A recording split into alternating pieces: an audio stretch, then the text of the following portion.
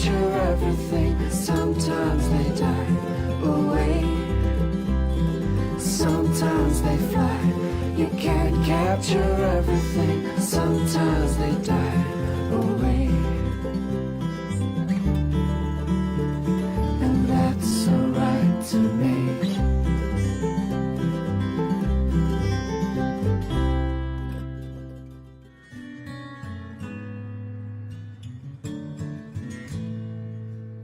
Florería William, dilo con una flor. Hola a todos, ¿cómo se encuentran el día de hoy? Espero que muy bien. Muchas gracias por estar aquí con nosotros. El día de hoy pues estamos con un gran invitado que ya lo hemos entrevistado anteriormente, pero bueno, siempre hay muchos temas que tratar con Fermín. Hola, muchas gracias por estar aquí con nosotros. Gracias por invitarme, muy buen día a todos. Y bueno, ya anteriormente ya les habíamos presentado a Sandra, que también es parte de la Visión del Silencio, y el día de hoy pues me apoyará con la entrevista. Y bueno, pues Sandra, ¿cómo has estado? Bien, muchas gracias. Buenos días. Bueno, pues como ya han visto en nuestras redes sociales, el día de hoy vamos a hablar pues de una temática muy importante, que es sobre el braille y la educación inicial de las personas ciegas, y pues también conoceremos un poco sobre el programa de letras habladas de la UACM. Y también, bueno, como han visto en nuestras redes sociales, los que estuvieron al pendiente de la beca para el Congreso de Sexualidad y Discapacidad, pues les habíamos comentado que hoy íbamos a hacer una pregunta, y que bueno, el primer comentario, Fermín ya nos dijo que el más creativo, la respuesta más creativa a la pregunta, pues bueno, será el que sea el ganador de esta beca. Entonces, ¿quieres decir la pregunta, Fermín? Claro que sí, con mucho gusto. La pregunta es: ¿cómo imaginas que las personas con alguna discapacidad viven su sexualidad? Y bueno, pues ya vamos a comenzar la entrevista, pero antes vamos a decir un poco del perfil de pues nuestro invitado, Fermín. Bueno, pues Fermín es egresado de la licenciatura en Historia y Sociedad Contemporánea por la Universidad Autónoma de la Ciudad de México, UACM. También es asesor académico del programa Letras Habladas y imparte el taller de lectoescritura braille en el mismo plantel. Desde el 2010 a la fecha, es coordinador de viajes inclusivos con personas con discapacidad, coadyuvando el cumplimiento del artículo 30 de la Convención sobre los Derechos de las Personas con Discapacidad, y en enero del 2010 ganó el segundo lugar en la distinción Mérito Cívico, Ambiental y de Labor Social del Premio de la Juventud del Distrito Federal, y en el 2015 fue socio fundador y presidente de Inclusión con Equidad AC, y en sus tiempos libres practica ajedrez y toca la batería. Bueno, pues realmente Fermín tiene un historial pues muy impresionante. Desde que yo lo conozco, la verdad es pues un gran profesionista, una gran persona, y bueno, pues hoy vamos a tratar este tema que ya le hemos mencionado. Y bueno, para empezar, ¿cómo te has encontrado, Fermín? ¿Cómo te encuentras en estos días? Muy bien, muchas gracias. Me encuentro muy contento ahora de estar aquí en la entrevista con ustedes. Casi a un año de que me entrevisté, porque estuve en febrero, y me gusta rememorar que en febrero tuve una gran entrevista con ustedes y ahora en enero, o sea, a escasos 11 meses. Claro. Y bueno, quisiera que nos comentaras, o que más bien a nuestro público, que le comentaras a qué edad conociste y empezaste a utilizar el braille. Bueno, eso me compromete a contar un poquito mi historia familiar. Exacto. Yo nací en el año 83 y bueno, crecí, fui un niño provinciano desde esa edad a los 8 años. Y curiosamente mi regalo de Reyes fue el 6 de enero del 92, llegar a la Ciudad de México con la finalidad de educarme y alfabetizarme, porque a pesar de que yo ya tenía 8 años, ya no había regresado a la educación primaria. En mi pueblo tuve la oportunidad de ir un año al preescolar, pero bueno, ahí mi mamá y la maestra en ese tiempo se dio cuenta que bueno, mi habilidad, el residuo visual que era mínimo, no me era nada suficiente para tener una interacción escolar. Entonces me aventé todavía 2 años o 3 en casa hasta que mis hermanas me trajeron a la ciudad a estudiar. Yo entré al Instituto Nacional de Niños Ciegos, Instituto Nacional de Niños Ciegos, ay, ya no me acuerdo, por Dios, ¿cómo puede ser? El que está ahí en Viena, que ahora es el INSI. Ok. Cuando todavía éramos en ese tiempo la educación especial, ¿no? Antes de que nos llegara la primera reforma en el año 1994, por ejemplo. Entonces, yo llego el 6 de enero, ya había pasado prácticamente un semestre del ciclo escolar, pero bueno, me hicieron ahí algunas pruebas. Y como era un niño muy travieso en el pueblo, que se trepaba a los árboles y convivía con la naturaleza, pues como que eso me dio algunas habilidades. Y dijeron, bueno, pues vamos a meterlo a primero de primaria y ya vemos si en este medio año valida bien, pues ya que se vaya a segundo, ¿no? Entonces yo empecé a aprender braille en enero de 1992, siendo un niño de 8 años. Para mí fue muy interesante porque ahora que he andado como trabajando todo el rollo de discapacidad y educación de personas con discapacidad, me he dado cuenta que para mí alfabetizarme directamente en sistema braille pues fue un proceso muy interesante porque al ser un niño ciego de nacimiento, congénito, pues para mí el braille fue mi primer fuente de información. Por eso es que hoy en día, a pesar de todo, de que las nuevas tecnologías se han convertido en un apoyo extraordinario, yo a veces junto al teléfono en casa tengo un bloc de papel con una regleta y un punzón. Entonces, el braille es fundamental para mí porque así conocí la lengua, así conocí la gramática, la sintaxis. Y bueno, me gusta mucho, es una herramienta que genera una identidad, por supuesto, a las personas con discapacidad, y más cuando lo aprendes desde niño, ¿no? Entonces, en ese sentido, para mí el braille es parte de mi vida, parte de mi formación. Ok, entonces, como tú mencionas, pues esta parte, el braille les permite identidad, ¿no? O sea, te permitió una identidad. Sí, para mí sí, y sí lo creo que ahondando ahora en lo de la identidad voy a tratar de explicar lo que yo pienso al respecto. Mira, cuando tú alfabetizas, me voy a referir en particular a los menores, ¿no?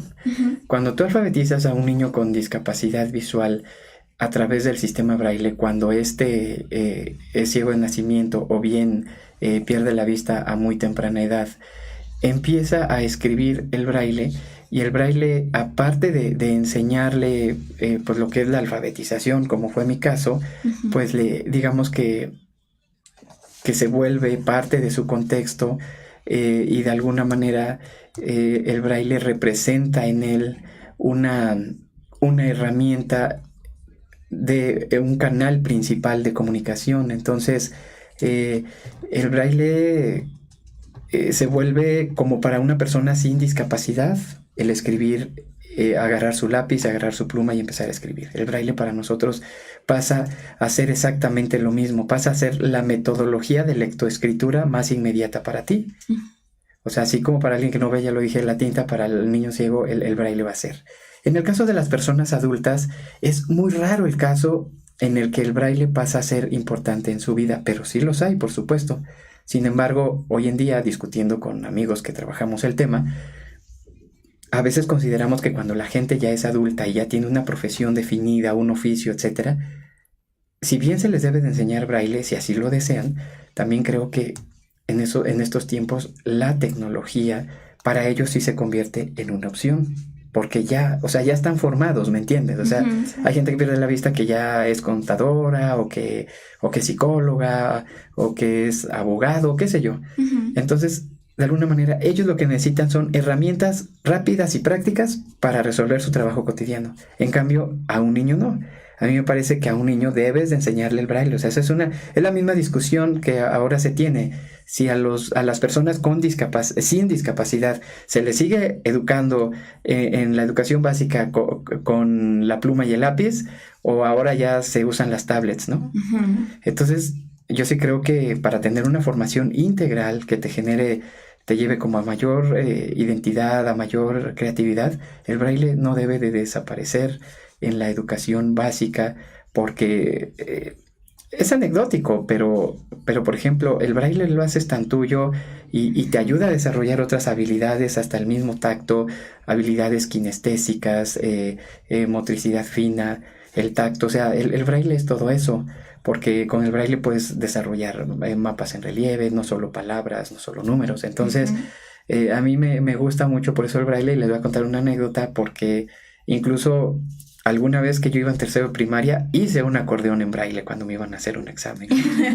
Entonces hice unos papelitos y los pegué debajo de la mesa. Llegué temprano al salón y donde me iba a sentar, que pego los papelitos. Y la verdad es que, digo, ahora lo cuento con gracia, ¿no? Pero en su momento pues estaba muy nervioso, pero sí me atreví a leer debajo de la mesa. Imagínense tocando yo debajo de la mesa para descubrir la respuesta. Entonces, creo yo que es interesante el braille, porque justo eso es parte de la identidad que decía yo, ¿no? Las personas con discapacidad deben de conocer el braille, porque lo haces parte tuya, ¿no? Por ejemplo, poniendo otra anécdota, a mí me gusta presumir mis instrumentos de trabajo, que se conozcan, que los vean. Así como el bastón se vuelve parte de ti también, hasta hay canciones románticas de ello, ¿no? Pero el braille así debe ser también para los educandos cuando son chiquitos, para que justamente la mejor manera de comprender la ortografía, la gramática, la sintaxis de tu propia lengua es el braille. Y creo que si dejamos de usar el braille y nos refugiamos en las nuevas tecnologías exclusivamente, las personas con discapacidad visual vamos a empeorar la ortografía. Si de por sí la ortografía a veces nos falla porque es un tema que se aprende viendo diario las lecturas, los letreros, entonces hay que reconocer que el material para leer en braille es limitado. Entonces a veces más bien la forma más práctica de acercarte la información es la oralidad. Entonces hay que contrarrestar eso con el braille para tener una mejor, ¿cómo decir? Un mejor entendimiento, un mejor desglose de la lengua madre, ¿no? Y bueno, y ni se diga la adquisición de una segunda lengua. Cuando yo he estudiado inglés, que por cierto soy muy malo, hay que decirlo, la mejor manera de memorizar la forma de escribirlo, las estructuras, es a través del braille. Porque si a mí me pones, por mucho que sea un celular muy moderno y que me cuesta mucho trabajo la retentiva de algo que no tenga que ver con la reflexión y el análisis, pero que sí tenga que ver con el aprender de memoria, me cuesta mucho trabajo a través del audio, ¿no? Mucho, de modo tal que si puedo, lo escribo en braille. Okay. Bueno, entonces, aunando a lo que estás diciendo, de acuerdo con tu experiencia personal y profesional, ¿cuál es la importancia que las escuelas le deberían de dar al braille? Porque pues ya todos pasamos por esta etapa y yo no conocí el braille hasta ya una etapa muy adulta, que fue en la universidad. Claro. Bueno, para empezar, yo creo que en la educación básica, en las escuelas regulares deberían de ahondar más en el conocimiento del braille para los niños con discapacidad y sin discapacidad. O sea, que sea un tema el braille de presencia, ¿no? Que digan, que la gente sepa que existe el braille, ¿no? Que es una forma de lectoescritura, hay que subrayar, no es un lenguaje, porque el braille se ciñe a las reglas ortográficas de cualquier lengua en la que se ha usado. Entonces, en consecuencia, no es un lenguaje, simplemente es una forma más de lectoescritura. En el caso particular de los niños con discapacidad, sí las escuelas deben de dar esa importancia al braille, porque creo yo que si no lo hacen es como ahora, ¿no? Ya ven que en el sexenio pasado se implementó ahí que dar tablets a los niños. Yo no le vi ningún sentido, porque una cosa es tener la tecnología, pero si no la canalizas, si no capacitas, si no generas cursos para darle un uso adecuado a la tecnología de formación, pues simplemente se convierte en un instrumento de distracción, porque se descargan juegos, descargan cosas, que finalmente es parte de la recreación, ¿no? Es válido, pero creo que si es un programa educativo, se debe robustecer con una asesoría y además, bueno, con programas que enfoquen, que encaminen hacia el uso didáctico encaminado a la educación. Entonces, volviendo a lo del braille y mi mal ejemplo que acabo de dar de las nuevas tecnologías, pues sí creo yo que el braille justo te permite focalizarte a lo que estás, o sea, te permite aprender a leer, a aprender a conocer las palabras desde lo que es, ¿no? Desde sus raíces, desde ahí empiezas a construir tu lenguaje, ¿no? Y creo que el braille es importante, y es a lo que quería llegar, para una buena construcción del lenguaje y para empezar a buscar el crecimiento del lenguaje de las personas con discapacidad y también el pensamiento, ¿no? Porque finalmente el pensamiento es el resultado de, más bien el lenguaje se construye por el pensamiento, ¿no? Entonces, en ese sentido creo que el braille no puede dejar de ser parte importante para las personas con discapacidad, porque a veces creo que hay personas que nunca han manejado braille y que además nunca aprendieron a escribir porque no tuvieron oportunidad y empiezan a ser como lo que llamarían analfabetas funcionales, ¿no? Uh-huh. Digo, hay gente que perdió la vista grande, ya lo dije antes, y tal vez no tenga que aprender braille, pero ya tiene otras formas de comunicación, ya sabe escribir de otras maneras. Y en concreto, me parece que las personas con discapacidad sí debemos de tener muchas herramientas en la vida. O sea, finalmente el sentido de la vista es tan fuerte, tan importante para la comunicación humana, que la forma de reemplazarlo tiene que ser complementada con braille, complementada con las nuevas tecnologías, por supuesto, que también me encantan y las uso y me siento afortunado de ser ciego de estos tiempos porque las tecnologías me han brindado mucha autonomía, pero también creo que el braille debe de complementar esa otra parte, ¿no? Ok, yo quisiera que nos comentaras, Fermín, ¿cuáles son algunas estrategias para enseñar el braille? Bueno, Para enseñar el braille hay dos procesos. Primero es enseñar a escribirlo, pero esto debe de ir acompañado con un proceso de sensibilización del tacto. Uh-huh. Porque sí es cierto que hay que estimular el tacto para aprender a reconocer lo que estás haciendo en ese momento, ¿no? Lo que estás escribiendo. Yo recuerdo cuando era niño, nos daban a escoger diferentes materiales. Creo que es una técnica bastante arcaica, pero bastante buena, ¿no? Me acuerdo que en un tupper o en X recipiente nos daban semillas revueltas. De lo que yo recuerdo es que había arroz, por ejemplo, uh-huh. Lentejas, frijol chiquito, porque es que hay unos muy grandes, chícharos. Y entonces la dinámica era separar cada una de esas semillas e irlas depositando en recipientes más pequeños, ¿no? Uh-huh. O sea, clasificarlas. Entonces, ese tipo de dinámicas lo que hace es que el tacto se vuelva como más fino.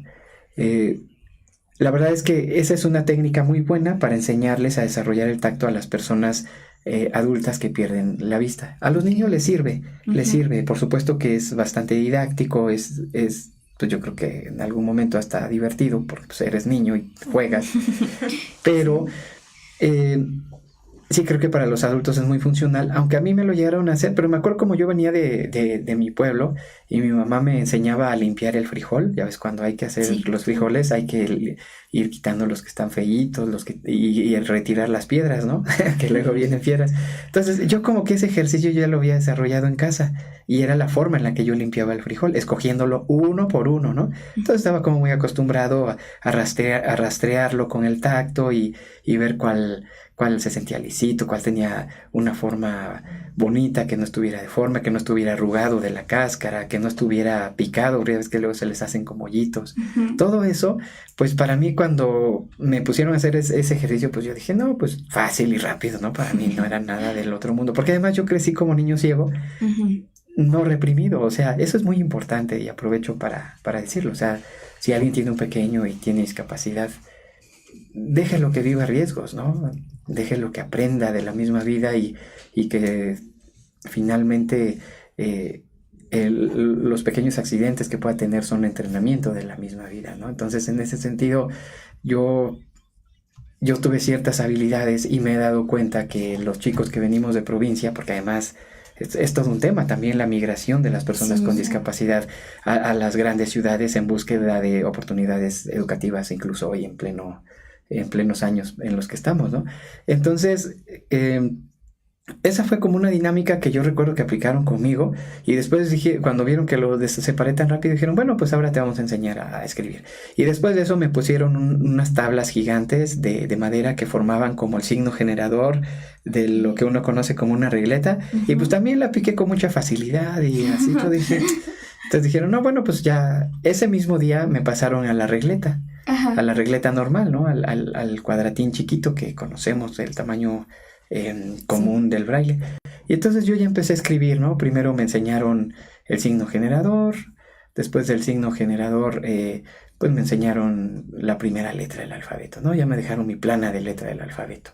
La hice, se me hacía bonito, pero además acompañado de estas otras dinámicas de que me hacían ciertas líneas o ciertas cosas con carretilla, esas carretillas que usan los sastres para marcar y que también generan relieve sobre el papel. Entonces me decían, bueno, ahora sobre la línea ve pegando uno a uno estas bolitas de papel, ¿no? O sea, esas cosas que te van justo despertando. En el caso de los niños, digo, no soy experto, no soy pedagogo, pero en el caso de los niños sin discapacidad, pues me imagino que buscan que aprendan como la continuidad de una línea, ciertos conceptos básicos, ¿no? En el caso de un niño ciego, pues es la misma búsqueda, ¿no? El mismo desarrollo del pensamiento, pero solo que el canal comunicativo en este caso, pues es el tacto en lugar de la vista, ¿no?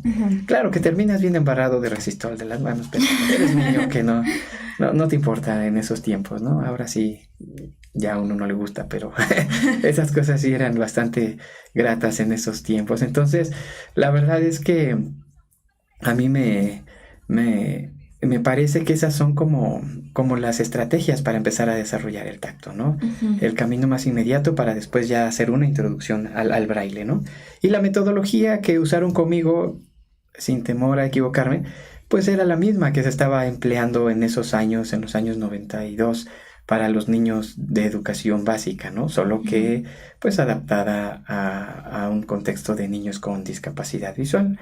Y justamente me acuerdo que fui aprendiendo rápido, ¿no? No recuerdo ahora ya con precisión, pero creo que yo como para mayo, para junio, sí, claro, porque ya pasé a segundo, pues yo ya estaba escribiendo braille, ya escribía mis primeras oraciones en medio año.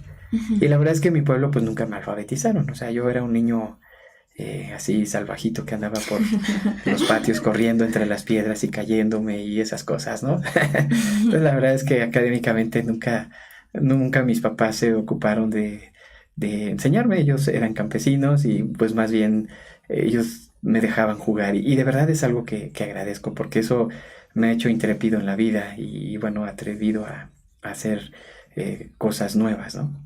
Pero bueno, ese no es el tema de hoy.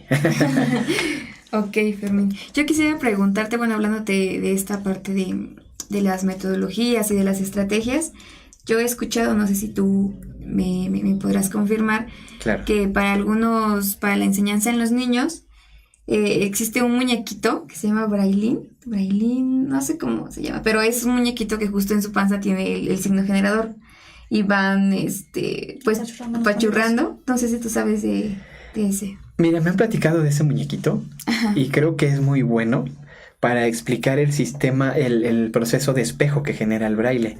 Ajá. Porque como algunas personas han de saber, el braille se escribe de mano derecha hacia mano izquierda. Uh-huh. Y la lectura es normal, como estamos acostumbrados los que usamos las lenguas romances, de mano izquierda a mano derecha. Entonces, esto significa que el punzón lo que hace es generar como un relieve que se va a sentir al otro lado de la hoja. Entonces, en ese sentido, para leerlo hay que voltearla. Entonces, ese es el efecto espejo que a la gente le cuesta mucho trabajo cuando aprende braille. Superando ese proceso espejo, ya lo rebasas y es muy, muy fácil hacer una lectura y una escritura del braille. Pero sí, ese muñequito es una herramienta didáctica, pero además hay otras varias, ¿eh? Uh-huh. La verdad es que yo desconozco, porque yo, por ejemplo, doy cursos de braille en la universidad, pero es para personas sin discapacidad, uh-huh, que están interesadas en conocer la forma de lectoescritura y en consecuencia la didáctica que manejamos para estas personas es totalmente diferente a que si vas a manejar una técnica para una alfabetización de menores con discapacidad, ¿no? O sea, ya ahí pedagógicamente hablando implica metodologías bastante distintas. Ok, Fermín. Bueno, pues vamos a un corte y ya ahorita regresamos para que igual ya nos vayas platicando un poquito sobre el programa de letras habladas, que justo es lo que ya casi estamos entrando, ya nos diste el pie para empezar a hablar sobre este tema, pero vamos a un pequeño corte y regresamos. Aunque calle nuestra voz, aunque se vuelva todo gris, cuando no haya una ilusión, cuando nadie crea en mí, en ti, cuando todos digan no, cuando todos digan no, yo digo sí.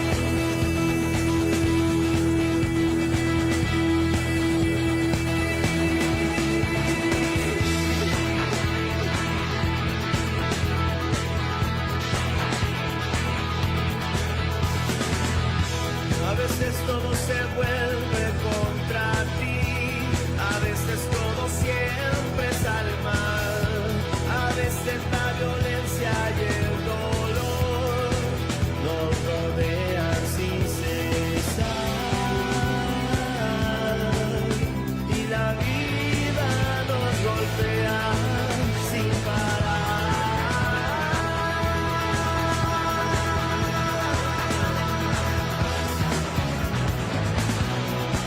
pero que calle nuestra voz, aunque se vuelva todo gris, cuando no haya una ilusión, cuando nadie crea en mí,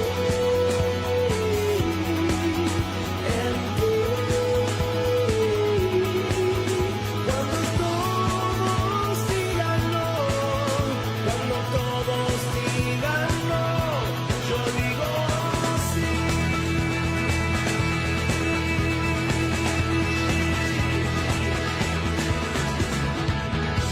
A veces no alcanzan para vivir, a veces creemos en que nos traicionará, a veces el mundo gira en contra de donde queremos girar, y la soledad y el tiempo nos quieren tirar.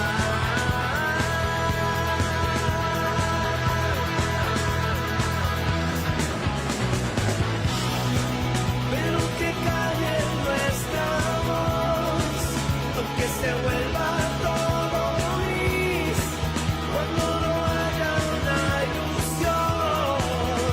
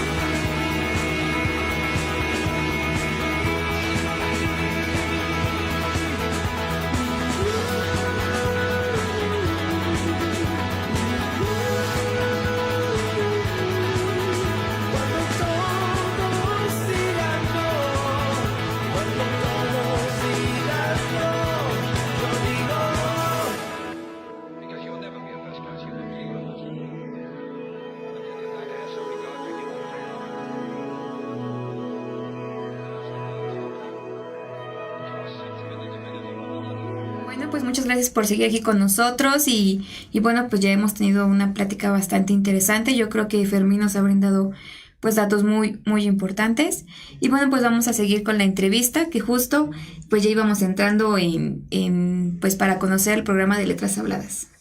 Bueno, antes de empezar, pues nos quedamos en el tema de las estrategias para enseñar el braille y va al lado de tu programa, que es programa de Letras Habladas. Me gustaría que nos dijeras cómo nace esta iniciativa de pues, el programa. Bueno, Letras Habladas es un programa que se fue gestando a partir de una retroalimentación de las necesidades que nos compartíamos un grupo de estudiantes con discapacidad. Muchos de ellos ya terminando sus respectivas licenciaturas y en algunos casos, como en el mío, en los umbrales de la misma, ¿no? Uh-huh. En ese sentido, un día nos sentamos a platicar en la Biblioteca de México, ahí en Valderas, un sitio muy emblemático para un grupo de amigos y yo. Uh-huh. Y entonces empezamos a platicar, ¿no? De pues que sería importante pensar en algo para, pues finalmente la preocupación de todo universitario es ya terminé la carrera y ahora qué hago, ¿no? Uh-huh. Entonces en ese sentido ellos tenían la preocupación, digo yo no, porque me faltaban 3 años para preocuparme de eso todavía, pero bueno, ya andaba ahí compartiendo. Y empezamos y fundamos, como resultado de estas pláticas, de estos intercambios, fundamos la primera asociación que se llama Punto 6 AC, que ahora preside mi amigo Juventino Jiménez, y pues bueno, empezamos a trabajar.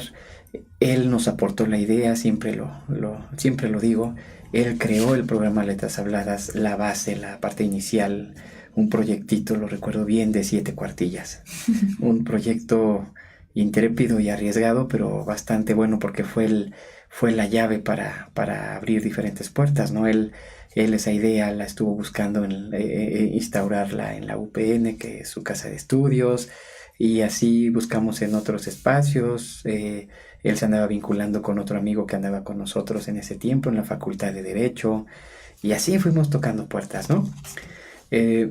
Yo llego a la UACM en el año 2004, cuando se inaugura el plantel de San Lorenzo Tezonco, lo recuerdo claro, fue toda una experiencia.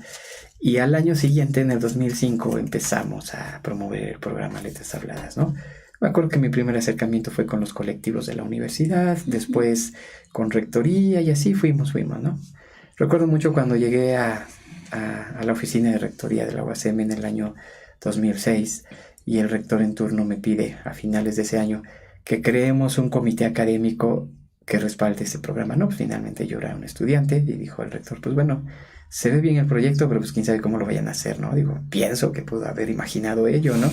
Y bueno, por suerte yo ya tenía más de 1 año y medio tomando cursos en la UACM, lo que llamamos allá el ciclo básico, e invité a un profesor que bastante accesible, como bastante crítico, muy sensible también, y empezamos a trabajar en noviembre de 2007 ese programa Letras Habladas. En esos años lo primero que hacíamos era audiolibros, ¿no? Nuestro eje rector era la generación de audiolibros en formato MP3 con voces sintéticas, ¿no? Que nos permitían tener ese acceso a la información a través del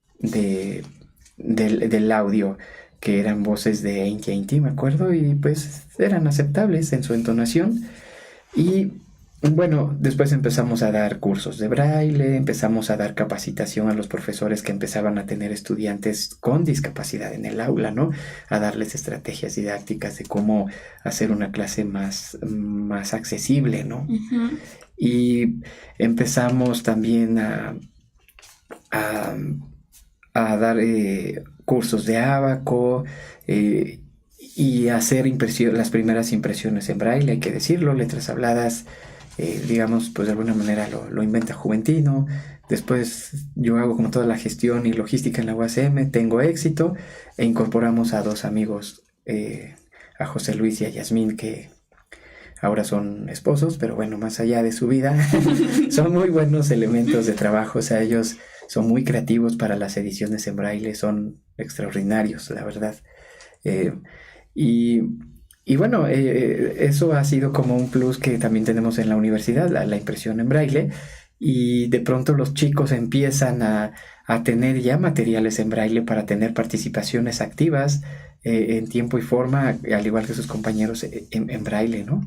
Entonces, en concreto creo yo que al paso del tiempo lo que empezábamos haciendo como casi nada más audiolibros, ahora hacemos un montón de cosas, ¿no? Uh-huh. Y sobre todo que también damos asesorías a los chicos para que aprendan a utilizar las nuevas tecnologías en favor de su educación, como para tener un mayor rendimiento académico. Es decir, les enseñamos a usar programas lectores de pantalla como JAWS, NVDA, les enseñamos el manejo de Word, de Excel, o sea, las herramientas necesarias que debemos de tener para tener un desempeño académico óptimo. Todo eso les enseñamos también a través de asesorías, a través de clases grupales. A veces les damos cierta orientación de cómo deben de acercarse ciertos materiales que nosotros ya por la experiencia de vida tenemos una idea, ¿no? De cómo ir a bibliotecas, cómo hacer investigación documental. O sea, somos un centro de recursos que facilita, pues digamos, la accesibilidad educativa, ¿no? Uh-huh. A veces no me gusta usar mucho inclusión educativa porque, bueno, tengo algunos cuestionamientos al concepto y que todavía creo que es algo inacabado, aún y con todo el esfuerzo que hemos hecho dentro de la UASM, pero sí, académicamente somos un centro de recursos, así lo creo, académicamente muy, muy importante.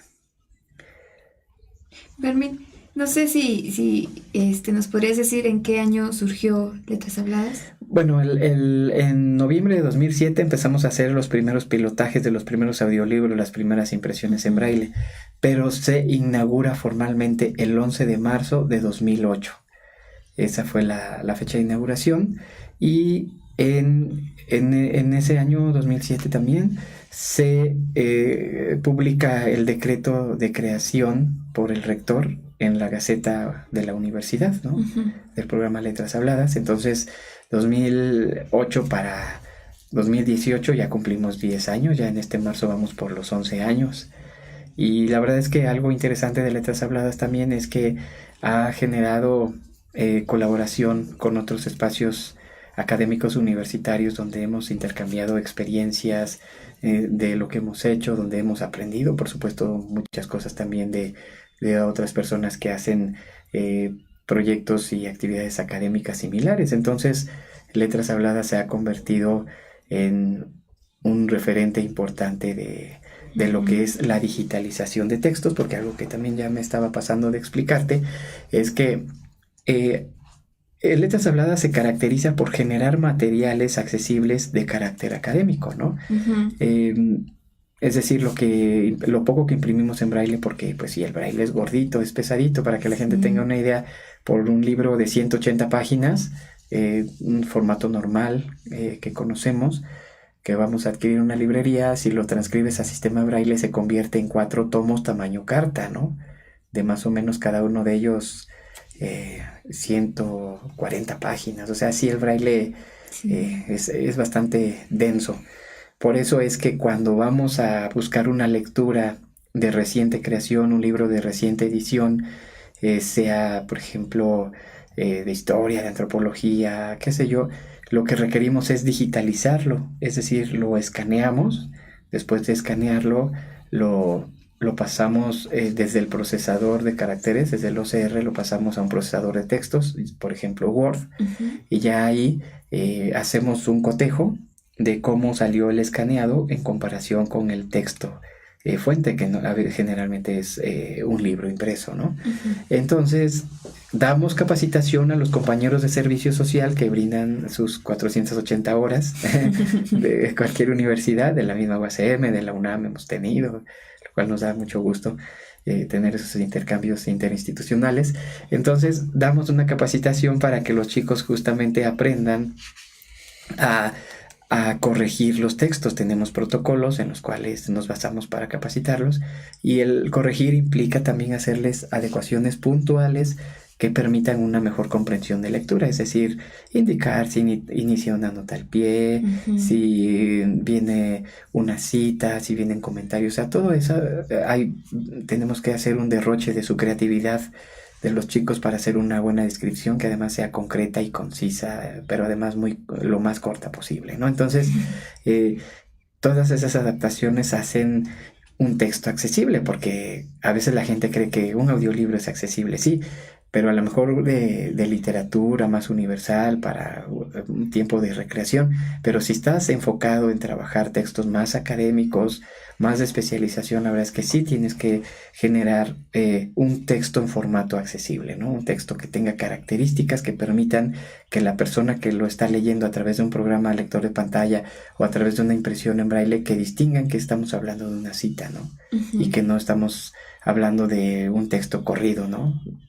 Entonces hemos buscado ser mejores cada día en eso, ¿no? De dar una opción académica a los estudiantes con discapacidad, y decir que estamos trabajando de acuerdo a las leyes que rigen el derecho de autor, el artículo 44 del reglamento de la Ley Federal de Derecho de Autor, que hay que armonizarlo, hay que modernizar ese lenguaje con el artículo 148, fracción 8 de la Ley Federal de Derecho de Autor, que nos permite producir esas obras total o parcial con el compromiso de que va a ser para uso exclusivo de personas con discapacidad y que además no se va a lucrar, ¿no? Uh-huh. Entonces, en ese sentido estamos dentro del marco de la ley para que no nos sancionen a la UACM y en consecuencia a nosotros. Y pues bueno, así es como hemos venido trabajando ya desde hace varios años. Y pues bueno, finalmente la UACM se ha convertido en una fuente importante de referencias bibliográficas, de modo tal que también tenemos usuarios externos, ¿no? De otras uh-huh. universidades, gente que lee por placer. Entonces, en ese sentido, somos abiertos a cualquier usuario, ¿no? Hablando un poco de lo que estás diciendo, pues obviamente tu proyecto en estos 10 años ha crecido demasiado, creado muchos proyectos, pero mi pregunta es, ¿cómo crees que el proyecto ha impactado a la universidad en sí, o sea, toda la universidad? No solamente las personas que se integran al proyecto o son parte de, sino ya un todo, y cómo han recibido este proyecto que pues va a un grupo en situación de vulnerabilidad que tal vez no es tanto visto en la universidad. Mira, lo importante del trabajo en letras habladas creo que es generar una presencia de las personas con discapacidad. Justo ayer que estaba en un seminario hacía una reflexión. La discapacidad, las personas con discapacidad traemos en nuestras espaldas toda una historia de la misma, ¿no? Al ser una persona que vive en situación de discapacidad, traes ahí un rollo de algunos estigmas, de algunos paradigmas que se han construido a través del paso de la historia sobre la discapacidad. En ese sentido, tenemos la fuerte influencia de la tradición judio-cristiana, la religión católica, que nos está diciendo: sé benevolente con las personas con discapacidad, o sea, contribuye a reforzar esa ayuda pecuniaria, esa ayuda de manutención. Y de pronto el generar presencia de personas con discapacidad en un espacio universitario empieza a contrarrestar esa forma arcaica de ver a la discapacidad. Entonces empieza a generar esa nueva imagen de las personas con discapacidad, que dicen: pues mira, las personas con discapacidad sí van a la universidad, mira, las personas con discapacidad sí piensan, sí analizan, sí reflexionan, ¿no? Entonces es romper esos paradigmas equivocados, y creo que el programa, más allá del trabajo académico, ha generado esa inclusión, ese acercamiento entre compañeros. A veces, y lo digo sin temor a equivocarme, a veces los más resistentes a la inclusión son los profesores, pero todos los compañeros son como más solidarios, ¿no? Y dicen: mira, un compañero, a ver, y se dan el tiempo de conocer la vida de una persona con discapacidad, ¿no? De ver ciertos rasgos que les van a permitir y facilitar una convivencia en lo cotidiano, y que eso va a generar que los chicos realmente empiecen a ser reconocidos como seres pensantes, como personas con derechos, como un ser cívico como cualquier otro, con obligaciones y responsabilidades. Entonces, en ese sentido, creo que la UACM ha sido importante, porque por un lado tiene trabajadores con discapacidad visual, que somos nosotros, y por el otro lado, pues ya ha tenido alrededor de 30 estudiantes que día con día generan con su presencia esa incidencia en el pensamiento, ¿no? De decir, bueno, ir cambiando el paradigma y de pronto es muy grato que vas a cruzar la calle y te encuentras a estudiantes y dicen, hola, ¿le puedo ayudar? Sí, gracias, ¿no? Ya cruzas la calle, te dejan en la banqueta y dicen, tengo un compañero con discapacidad, bonito día, ¿no? Entonces, ese tipo de cosas cotidianas, dices, bueno, va habiendo un cambio de conciencia en las nuevas generaciones a través de la presencia de las personas, ¿no? Entonces creo que Letras Habladas ha contribuido a esa parte, ¿no? A generar esa presencia, a generar que haya un cambio en el pensamiento, en la forma de concebir a la discapacidad, ¿no? Entonces nos falta mucho, pero bueno, es un principio bastante importante, al igual que cualquier otro espacio académico. En cualquier otra universidad, creo que va a generar ese cambio, ¿no? Ese cambio en las creencias arcaicas hacia la discapacidad. Entonces, por eso creo que el principio de un cambio del pensamiento hacia la discapacidad siempre van a ser las universidades, y creo que es el mejor espacio para generar una mayor concientización en materia de discapacidad. Ok, Fermín. Como una de las últimas preguntas, quisiera que nos dijeras, para ti, ¿cuál es el significado del braille? O sea, para ti. Para mí, el significado del braille es la ventana a la escritura de mi lengua madre, es el medio, pero también es mi discreción. El braille es donde yo puedo escribir cosas, pensamientos que ahí van a estar y que difícilmente una persona común va a poder leer. Y aunque tengo muchos amigos ciegos que luego visitan en mi casa, pero pues eso, mis cosas personales que escribo en braille están bien escondidas para que no las encuentren. Y aparte alguno que otro de ellos no sabe braille, entonces también eso es importante. Sí. Ok, Fermín. Pues ya estamos aquí a punto de terminar la entrevista, pero antes, pues justo como mencionamos en su semblanza al principio, Fermín pues es presidente de Inclusión con Equidad. Entonces, no sé, Fermín, si nos quieras compartir, justo va a haber, nos comentaba Fermín, que él hace viajes pues inclusivos, entonces no sé, Fermín, si quieras compartir, no sé que ya van a tener 2 este año próximamente, en estos meses, entonces no sé si quieras compartirnos. Claro, con mucho gusto. Bueno, como Inclusión con Equidad hemos trabajado mucho lo del turismo inclusivo, turismo social, hemos estado en congresos en Ciudad de México, en Puebla, donde se ha hablado del turismo como un derecho para las personas con discapacidad.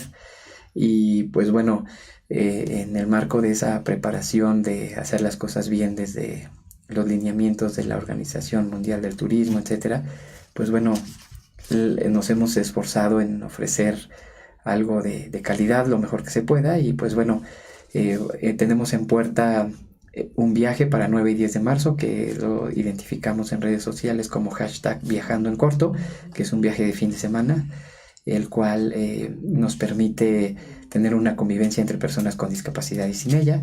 El segundo es un viaje al estado de Chiapas en Semana Santa del 13 al 20 de abril, y por ahí estamos preparando una sorpresa para el mes de julio que va a ser en Oaxaca, y por ahí tenemos otros planes para fin de año. Tenemos el Gran Tifloencuentro. El Tifloencuentro es un viaje internacional de personas con discapacidad que van a venir a Cancún en el mes de octubre, y por ahí hay otra sorpresa para diciembre por el momento, y creo que es todo lo que vamos a pensar en este año, pero por ahora solo tengan presente 9 y 10 de marzo y 13 al 20 de abril, y por ahí el Tifloencuentro también, si les interesa convivir con otras personas de otras partes del mundo que también viven con discapacidad, sería bastante interesante quien se anime.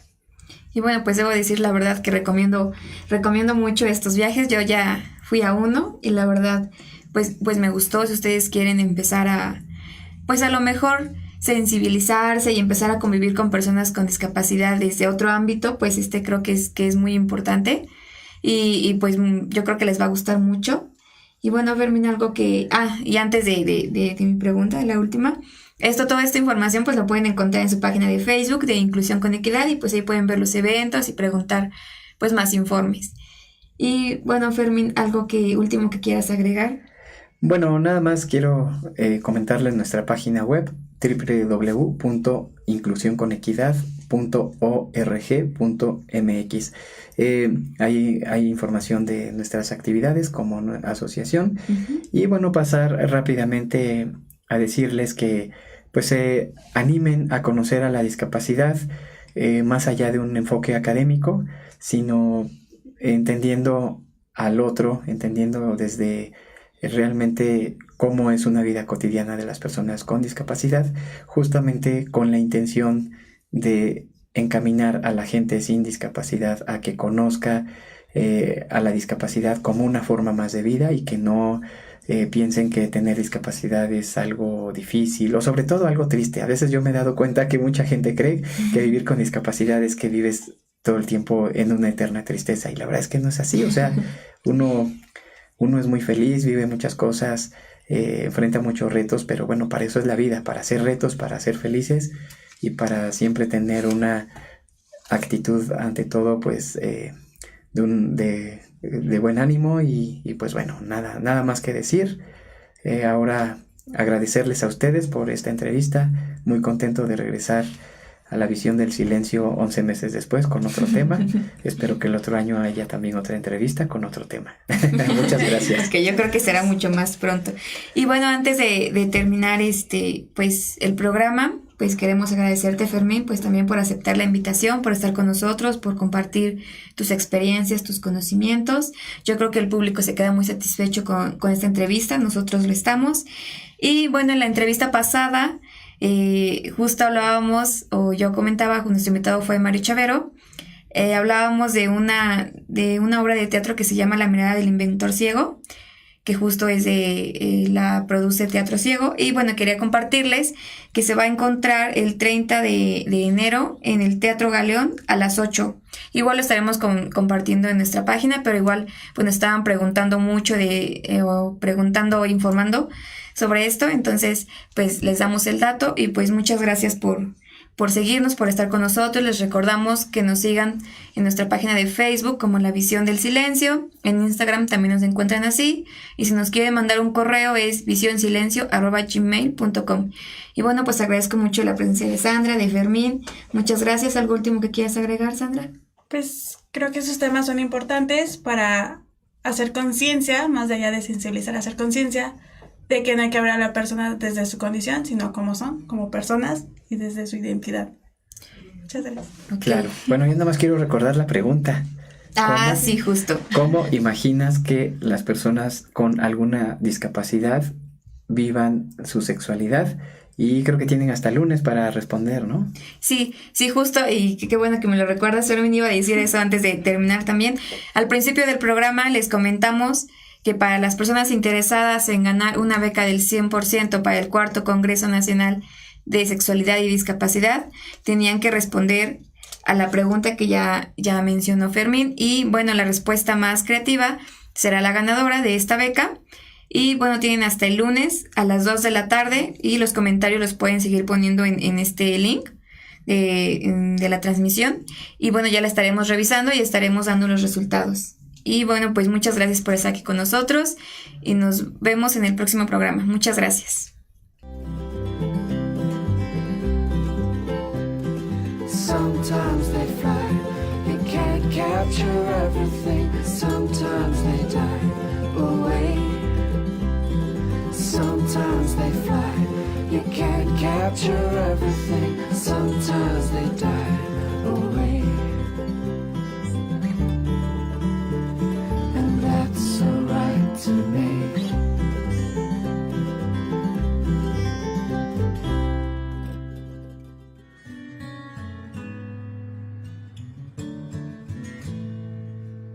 Florería William, dilo con una flor.